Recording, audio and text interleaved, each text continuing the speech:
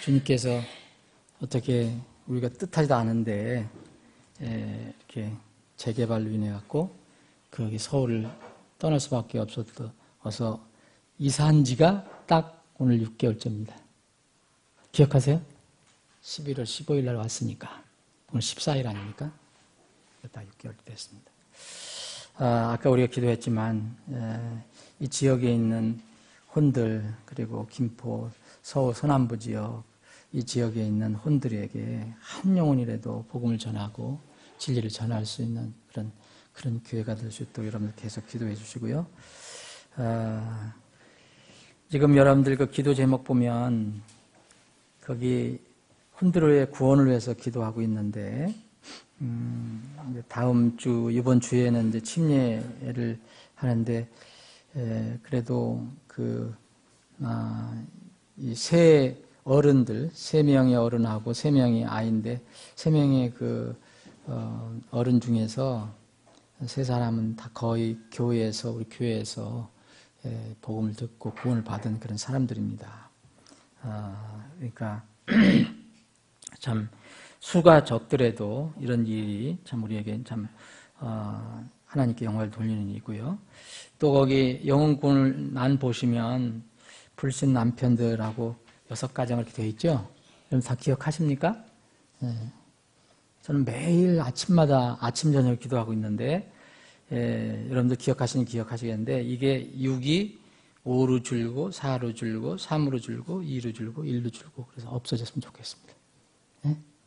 꼭 올해는 꼭 들어주실 걸로 저는 믿습니다. 저는 요새 기도에 대해서 모르겠어요. 하여튼 주님께서 그런 마음을 주시니까 이제 기도 시간이 많이 늘어나고 있고 그런데 하여튼 소망이 큽니다. 하여튼 근데 거기에 이제 치료와 건강란에도 보면 우리가 이제 어르신들은 기령 문제로 해서 많이 기도를 하지만 특히 이제 거기 우리 지체들 중에서 조정인 자매, 지방에 가 있는 조정인 자매 주희를 위해서도 기도하고 있고요. 우리가 최진환 형제, 송국 형제를 위해서 여러분들 기도하고 있죠. 저도 거의 매일 아침 저녁을 하는데 기쁜 소식은 송국기 형제가 그 뇌종양이 더 이상 성장하지 않는답니다. 그러니까 더 크지는 않는데요. 그래서 그것도 감사한 일이고요. 이제 여러분들이 더 기도해 주셔서 그 뇌종양까지 다 없어지도록. 그 자체가. 그래서 지금은 이제 그게 성장은 안 하고 있는데, 그리고 오늘 내가 우리, 이금희 자매님한테 기쁜 소식을 들었는데, 최진환 형제도 이 두 분은, 우리 두 형제는 조정인 자매도 그렇지만 이게 거의 치료가 어렵다는 그런 겁니다. 조정인 자매는 이제 허파, 폐에 문제가 있는 거고. 근데 이제 최진환 형제인 송국기 형제는 뇌종양이고, 그리고 최진환 형제는 강직성 척추염이라는 거예요. 이건 우리 지금 현대 의학으로는 약이 없습니다. 완전히 치료약이 없습니다. 그러니까 증세만 이렇게 더 악화시키지 않게 하는 거지 완전한 치료약이 없어요. 근데 성경은 우리 하나님을 뭐라고 그랬었죠? 우리 하나님을 치료하신 하나님이라고 했습니다. 치료하신 하나님. 애굽에 내렸던 모든 그 질병을 이스라엘 백성에게 하나도 내리지 않게 하실 수 있는 그 하나님. 그래서 그 치료하신 하나님이라고 이름이 붙어 있습니다.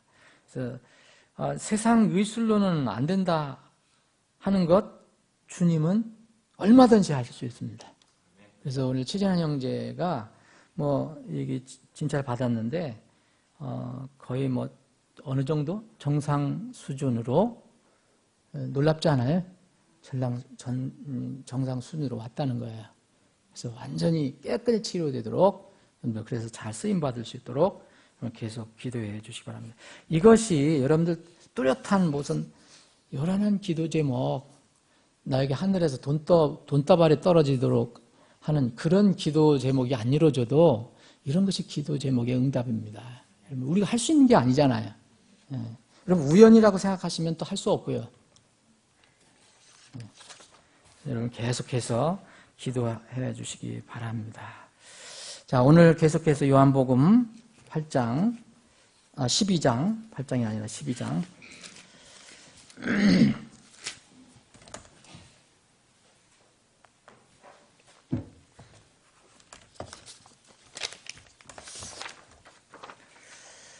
자, 지난번에 요한복음 12장 1절로부터 쭉 읽고 1절, 2절 우리가 말씀을 나눴습니다. 그렇죠? 오늘 3절부터 살펴보겠습니다. 그럼 다시 한번 제가 빠른 속도로 한번 읽어볼까요? 그때에 마리아가 매우 값진 나드 향유 한 근을 가져다가 예수님의 발에 붓고 자기 머리털로 그분의 발을 닦으니 향유 냄새가 집에 가득하더라.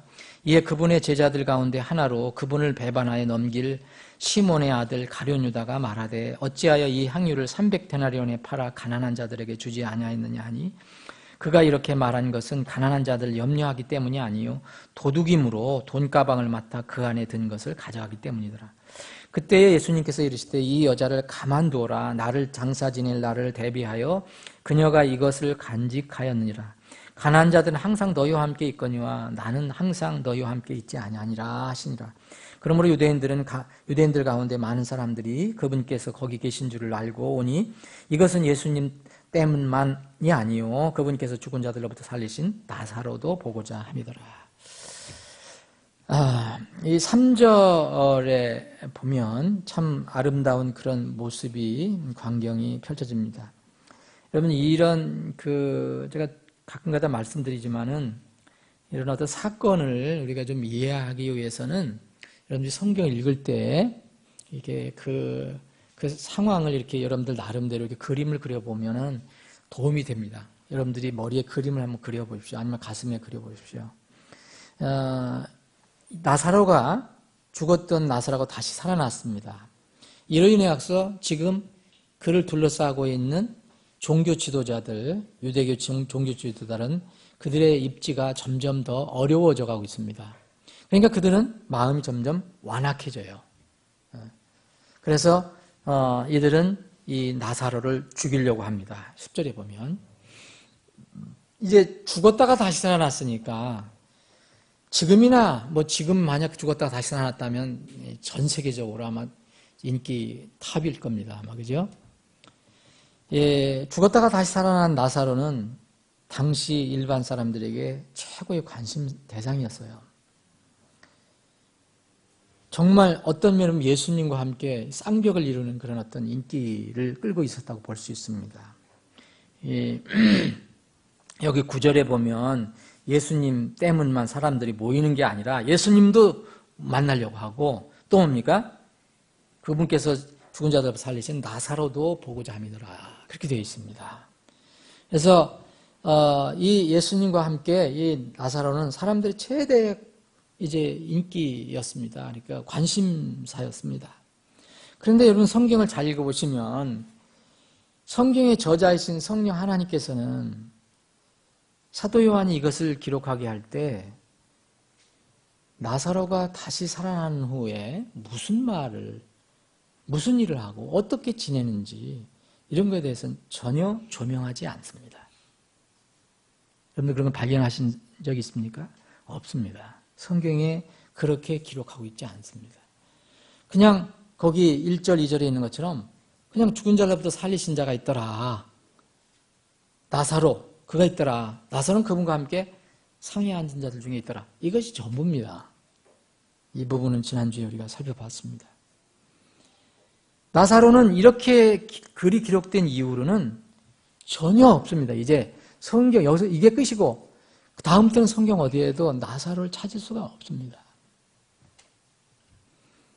그가 어떻게 됐는지 자세히 아는 사람 아무도 없습니다. 성경은 또 그걸 밝히지도 않고 있습니다.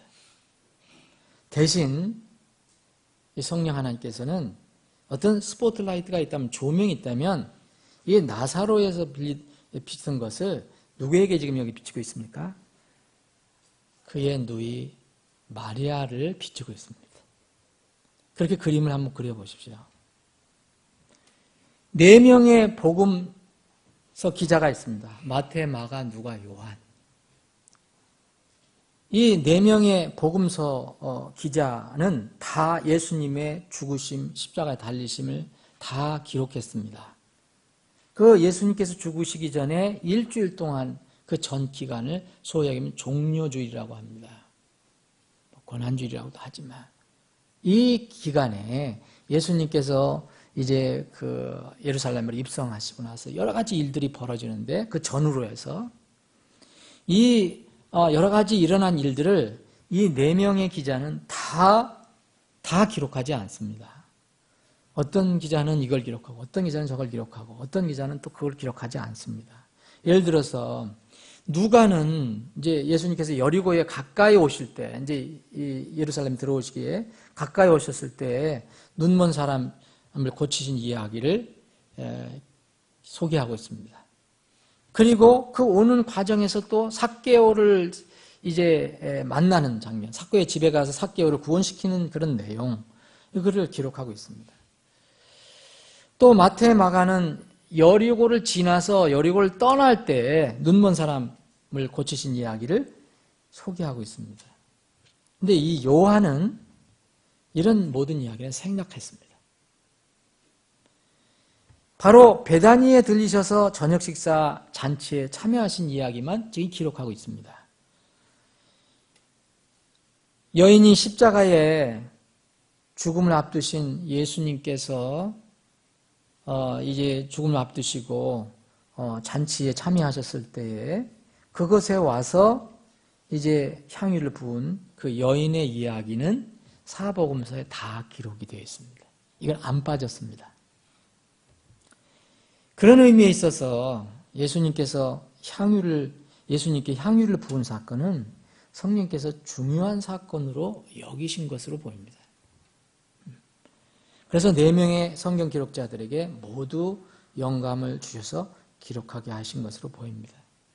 만약 우리가 요새는 지금 성경 전설을 가지고 다니지만 전에는 성경을 구하기 어려웠을 때, 그리고 성경 가지고 다니는 것 자체가 불법이고 로마 카톨릭 시대에는 잡혀서 죽기도 했잖아요. 금서에 있었고, 그럴 때는 우리 제침례 성도들은 뭐 했습니까? 조그맣게 쪽복음을 만들어서 전했습니다. 쪽복음 여러분 아시죠? 그 마태복음 하나, 요한복음 하나. 그리고 또 그것도 다 못하면 어느 부분만. 근데 만약 이렇게 쪽복음, 이 4복음 중에서 한 복음을 가지고 있더라도 이 사건은 모두 읽을 수 있습니다. 이 여인의 이야기. 다만 이 비슷한 사건이 4 성경에 다 기록이 되어 있는데, 마태복음 26장에, 그리고 마가복음 14장에 예수님께서 이제 바로 돌아가시 직전에 그런 사건으로 이렇게 기록이 되어 있고요. 또, 요한만, 이 주님께 향유를 부은 사람의 이름을 밝히고 있습니다. 요한만. 누가도 비슷한 그 사건을 소개했거든요. 누가복음 7장에 소개되어 있는데 이거는 이 사건과는 조금 다른 것이 아닌가. 학자들마다 마태복음이나 마가에 기록된 사건과 이 요한복음에 기록된 사건이 같은 사건이냐 아니냐에 대해서는 이견이 있습니다. 그런데 누가복음 7장에 있는 사건은 이 이름 자체가 죄인인 한 여자라고 나옵니다.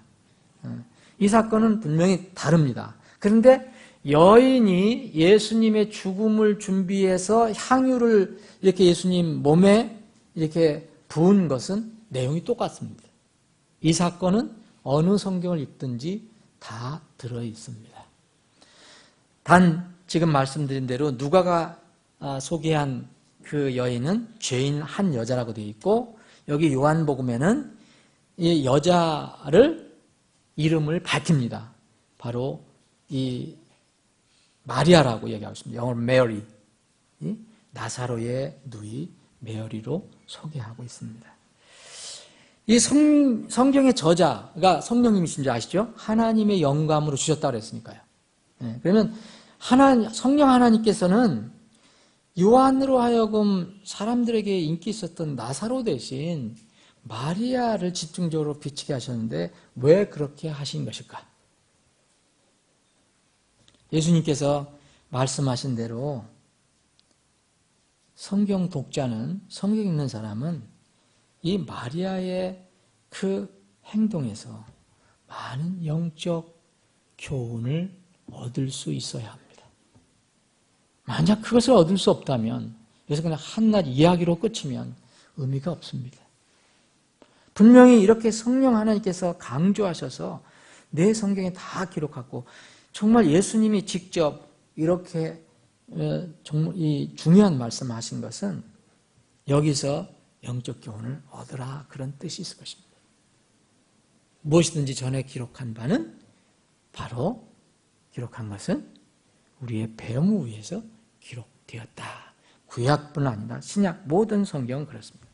첫 번째 마리아로부터, 이 마리아 사건을 통해서부터 한번 우리가 교훈을 얻기를 원합니다. 여러분, 이 사건을 읽으면서 좀 여러분들도 어떤 때는 또 갈등이 일어날지도 모릅니다. 세상의 기준으로 보면, 세상의 판단 기준으로 보면 갈등이 일어날 수도 있을 겁니다. 마리아는 세상이 보기에, 세상 기준으로 보기에는 허비를 했습니다. 지금 개념으로 보면 엄청난 낭비를 했습니다. 그런데 주님은 뭐라고 말씀하십니까? 만약 세상은 허비라고 하고 낭비라고 하면 주님은 이렇게 말씀하십니다. 그것은 거룩한 소비다. 그건 사랑의 소비다. 라고 말씀하십니다. 주님께서 죽으신다는 것을 아시고 그 장사를 준비했다는 것은 이 마리아, 이 여인 마리아가 주님께 대한 가지고 있었던 사랑의 고백입니다. 그리고 사랑의 표현이고 자기 자신의 믿음의 간증입니다. 어떻게 그렇게 자기가 사랑을 고백할 수 있고 믿음을 간증할 수 있었을까요? 어떻게 그 여인은 그렇게 자기의 믿음을 고백했습니까? 주님에 대한 사랑을 어떻게 표현했습니까? 가장 소중한 것을 내놨습니다. 가장 고귀한 것, 자기가 가지고 있는 것 중에서 가장 고귀한 것을 주님을 위해서 내놓았습니다. 왜 내놨습니까? 주님의 죽으심에 동참하기 위해서 내놨습니다. 주님의 고난과 슬픔에 동참하기를 원하는 그런 행동이었습니다. 여러분들 아시는 것처럼 이 가룟 유다 입에서 나온 이야기를 통해서 이 여인은 당시 엄청난 가치가 있는, 값이 나가는 그 향유, 보물을 이제 주님께 아낌없이 몸에 부었습니다. 지금 그 화폐 단위로 한다면, 지금 임금으로 기준으로 한다면 약 한 장년에, 한 사람의 장년의 1년 연봉치라고 합니다. 300데나리온이라는 것은. 그러면 여러분들 연봉을 얼마나 받고 싶습니까? 5천만 원 받고 싶습니까? 그럼 5천만 원입니다. 여러분들이 8천 원 받으시면 8천만 원입니다. 그만한 돈을 이 한 자리에 쏟아 부었습니다. 여러분, 이게 우리가 돈 금액에 따라서 우리가 놀라고 저할 게 아니고요. 이 마리아는 자기가 가지고 있었던 사실 전부를 내놨습니다. 물질적인 거. 이에 비하면 왜 주님께서 이렇게 칭찬하셨을까? 이에 비해 우리 태도는 어떻습니까? 저나 여러분 다 솔직해 주십시다. 우리는 대부분 계산적인 태도에서 자유롭지 못합니다. 저는 자인합니다. 저도 그렇습니다. 전 돈 많지 않지만 뭘 돈 쓸 때 사실 그렇습니다.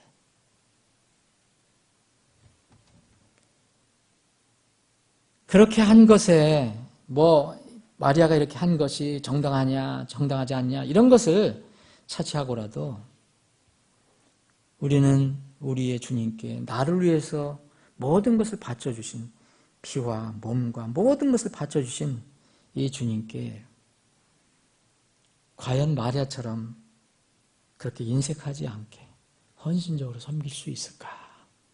이것이 주님께서 우리에게 질문하신 겁니다. 어떻게 마리아는 그 예수님을 그렇게 따라다니는 제자들도 믿지 못하는 것을 믿었을까? 여러분 아시죠? 제자들은 예수님의 그 죽으심을 많이 들었지만 이렇게 고난받으신다, 십자가에 달리신다, 사실 믿었습니까? 잘 안 믿었습니다. 이 제자들은 그것을 잘 못 믿었습니다. 그런데 마리아는 그것을 믿었습니다. 마리아는 어떻게 자기 것을 다 바쳐서 주님을 사랑할 수 있었을까요? 어느 분이 이야기하는 걸 저는 동의합니다. 어느 설교자가 이야기한 것, 설교자인지 성경학자인지 이야기한 것 동의합니다. 아마도 그렇게 할 수 있었던 원동력은, 힘은 항상 주님의 발 앞에 있는 것을 택하는 삶이었기 때문에 가능했을 것이다. 저는 이런 분석에 동의를 합니다. 여러분들이 하는지 안 하는지 모르겠지만 저는 동의합니다. 발 앞에 있다는 것은 무엇을 의미할까요? 예수님의 발 앞에 있다는 것은 뭘 얘기합니까? 마리아는 그분 앞에서 그분의 가르침을 배우고요. 또 배운 것을 실천하는 일에 그런 삶을 살았습니다.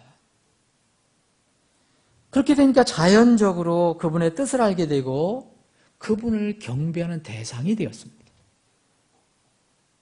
여러분 구원받았다고 예수님, 하나님 다 경배 잘하는 거 아닙니다, 여러분. 구원은 은혜로 받는 것입니다.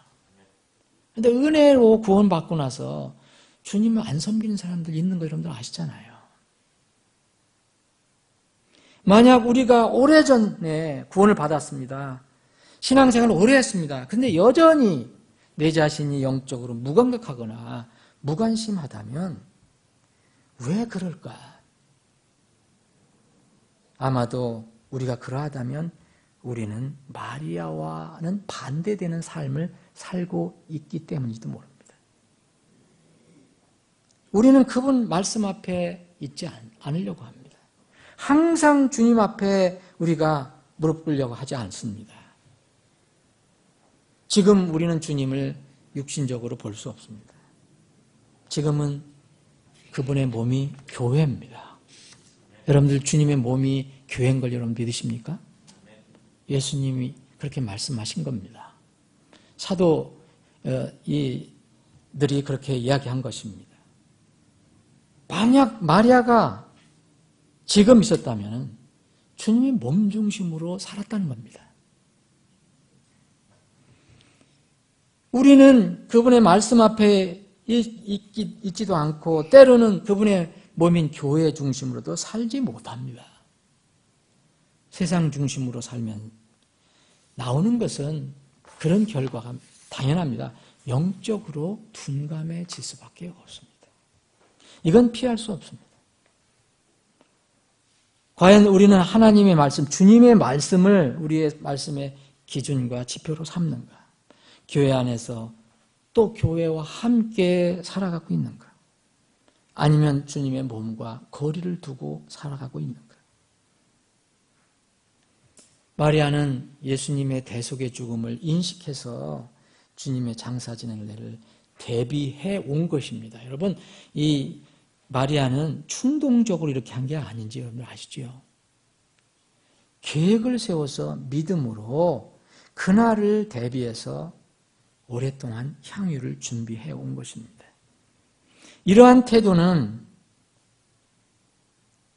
자신이 따른다고 하는 그 주님에 대한 절대적인 신뢰, 그분의 말씀에 대한 절대적인 신뢰가 없으면, 그거 기초가 되지 않으면 사실 이런 믿음 생활은 불가능해집니다. 정말 이 사실이 바로 주님의 측근 제자들과 비교되는 점입니다. 제자들은 예수님과 늘 같이 따라다녔지만 주님의 죽으심의 소식을 듣고 어떠했습니까? 주님의 죽으심을 준비하지 못하고 자기들 생각만 급했습니다. 주님 안 계시면 우리는 어떻게 되는 거야? 두려워했습니다. 떨었습니다. 제자 중 한 사람이 주님을 배반했습니다. 또 한 열렬한 이 제자는 주님을 절대 부인하지 않는다는데 3번 부인했습니다. 이것을 미리 주님께서 알려주셨을 때 이렇게 너희들 할 것이다 라고 알려줄 때 모두 낙담하고 근심했습니다. 근데 마리아는 주님께서 우리를 위해서 죽으신다는 것을 믿고 알고 그 죽으심을 준비하기 시작했습니다. 자기가 할 수 있는 범위 안에서 정말 진실되게 정성 들여서 그것을 준비했습니다. 주님께서 죽으신다는 것, 우리의 죄를 위해서 죽으신다는 것은 복음의 핵심입니다. 그녀는 마음으로 믿는 것뿐 아니라 믿음의 행위로도 주님의 복음에 동참한 사람입니다. 마리아의 섬김을 다시 한번 여러분들 그 섬김의 방법을 한번 생각해 보십시오. 마리아는 자기 것을 다 내놨습니다. 예수님의 그 복음을 준비했습니다. 그런데 그것을 어떻게 했냐면 겸손함으로 했습니다. 진실함으로 했습니다. 우리가 때로는 주님을 섬깁니다. 잘 섬길 수도 있습니다. 그런데 과연 완전히 낮아진 상태에서 내 이름은 완전히 제쳐놓고 주님의 이름만 높여지는 그런 우리가 섬김을 하느냐. 세상에 많은 사람들은 자기 이름과 함께 주님을 이렇게 섬깁니다. 여기 마리아가 섬긴 내용을 한번 보시기 바랍니다. 3절에 보면 그 값진 나드양 한 근을 가져다가 예수님 발에 부었습니다. 그리고 어떻게 했습니까? 자기 머리털로 그분의 발을 닦았습니다. 자, 여러분, 여기 극대칭이 하나 나옵니다. 여러분 찾아보십시오. 자기 머리털과 예수님의 발입니다.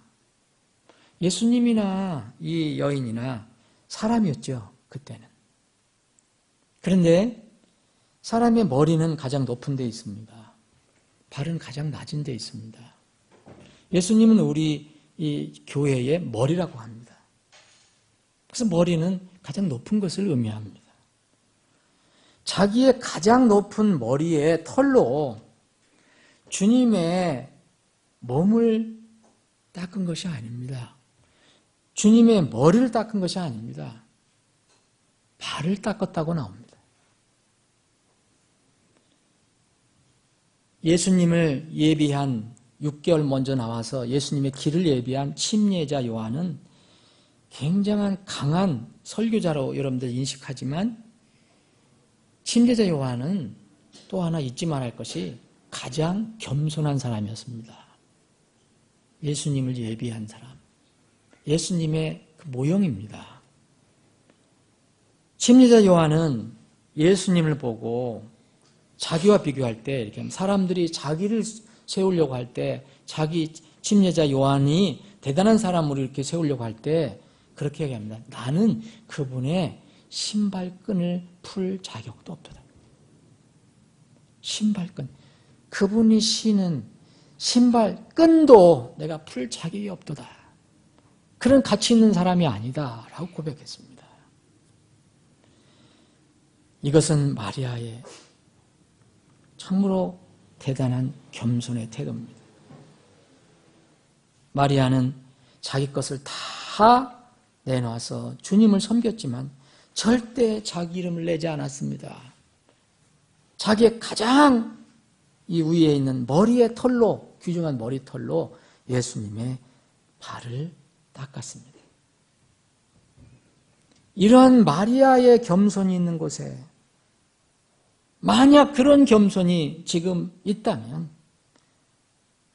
거기는 갈등이 없습니다. 절대로 갈등이 일어날 이유가 없습니다. 왜 여러분 갈등이 일어나는지 아십니까? 왜 다툼이 일어나는지 아십니까? 왜 이견이 일어나는지 아십니까? 왜 논쟁이 일어나는지 아십니까? 왜 모함이 일어나고 질투가 일어나는지 아십니까? 내가 아무리 겸손하다고 하지만 겸손을 얘기하지만 다 자기 자존심을 깔고 있기 때문에 그렇습니다. 누가 한 사람, 이 마리아처럼 자기 머리털로 상대방의 이 발을 닦는 그런 심정으로 대하면 절대 논쟁 없습니다. 모함, 질투 일어날 수가 없습니다. 그러나 이 세상을 보십시오. 온통 갈등, 시기 이런 것들이 행행하지 않습니까? 말로 전쟁하는 것이 얼마나 많은지 여러분들 잘 아시지 않습니까? 마리아의 섬김의 방법을 몰라서입니다. 아니 알면 안다 하더라도 실천을 하지 못하기 때문입니다. 마리아의 섬김은 온 집안에 향유 냄새를 가득하게 했습니다. 오늘 시간 관계상 더 계속하지 못하겠습니다. 계속해서 이 부분을 이제 다음 주도 살펴보겠습니다. 여러분 한 주 동안 또 이렇게 수요일 기도회, 수요 예배에 이렇게 기다리시면서 더 이 말씀을 한번 묵상해 보십시오. 마르다와 예수님과 가룟 유다. 이 예수님을 중심으로 해서 가운데 놓고 한 사람 마리아, 한 사람 가룟 유다가 나옵니다. 이 세 인물, 주님을 비롯해서 이 세 인물, 특히 두 인물을 한번 묵상해 보십시오. 많은 영적인 교훈을 얻을 것이라고 생각합니다. 기도하겠습니다. 여러분, 기도 제목 주님께 아뢰시고 교제하시기 바랍니다.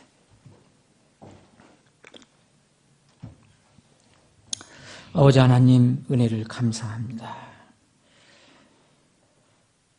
우리에게 건강 주시고 힘 주시고 믿음 주셔서 오늘도 모여서 주님 찬양하고 경배하고 또 기도 제목을 주님께 올립니다. 이 자리에 이 3일 예배에 참석하고 싶어도 너무 멀어서 참석하지 못하는 지체들이 대부분입니다. 주님, 이 자리를 주님께서 이 지역의 혼들로 채워주시길 원합니다. 기도하고 진리를 찾고 주님의 생명을 구하는 그런 혼들로 채워주시길 원합니다. 주님을 정말 뜨겁게 섬겼던, 겸손하게 섬겼던 마리아와 같은 그런 사람들로 이 자리를 채워주시길 원합니다. 아버지 하나님, 이번 주에 저희들이 침례를 합니다. 침례 예배가 잘 진행될 수 있도록 주께서 도와주시고 수침 대상자들을 기도로 준비하게 하여 주시길 원합니다. 우리는 참으로 간증이 되어서, 이 증인이 되어서 그들의 간증을 기뻐하고 감사하는 그런 시간이 되게 하여 주시길 원합니다. 아버지 하나님, 우리 교회 불신 남편들을 두고 매일 눈물로 기도하고 있는 자매들이 있습니다. 주님, 의로운 자가 흘리는 눈물을 보석과 같다고 하시지 않았습니까?